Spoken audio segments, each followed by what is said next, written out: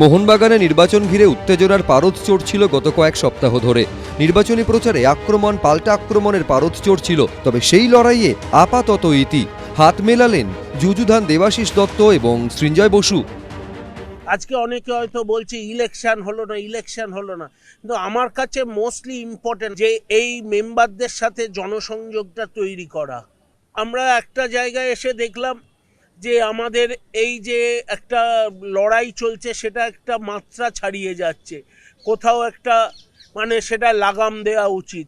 হ্যাঁ, আমার সাথে কিছু ব্যক্তিগত প্রবলেমের জন্য হয়তো আমরা আলাদা হয়েছিলাম। আলাপ আলোচনা দিয়ে বা একসাথে বসলে কিছুই মিটবে না, এটা আমার বিশ্বাস হয় না। আমরা দুজনেই বসেছিলাম, আমি এবং সৃঞ্জন, এবং আমি ওর কাছে কৃতজ্ঞ। ও বেন্ড ডাউন হয়েছে মোহনবাগানের স্বার্থে, আমরাও বেন্ড ডাউন হয়েছি। আমরা আলোচনার ভিত্তিতে বেস্ট কর্মকর্তা টিম তৈরি করেছি, এবং এই যে কমিটি তৈরি হচ্ছে, আমার ব্যক্তিগতভাবে বিশ্বাস মোহনবাগানকে অনেক দূর নিয়ে যাবে। 22 জনের প্যানেলে মোহনবাগান সচিব পদে মনোনয়ন জমা দিলেন সৃঞ্জয় বসু। ফুটবল সচিব পদে মনোনয়ন জমা দিলেন মুখ্যমন্ত্রীর ভাই স্বপন বন্দ্যোপাধ্যায়। জমা পড়া মনোনয়নপত্রগুলি খতিয়ে দেখা হবে 10 এবং 11 জুন। কোনো প্রার্থী যদি মনোনয়ন প্রত্যাহার করতে চান তাহলে 12 এবং 13 জুন সেটা করতে পারবেন। তারপরেও একটি পদের জন্য একাধিক প্রার্থী থাকলে ভোট হবে। অনির্বাণ বিশ্বাস, সৌমিত্র রায়, এবিপি আনন্দ।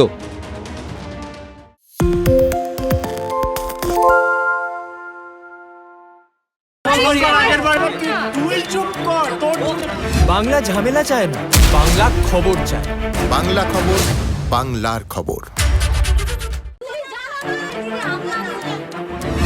বাংলা চেঁচামেচি চায় না, বাংলা খবর চায়।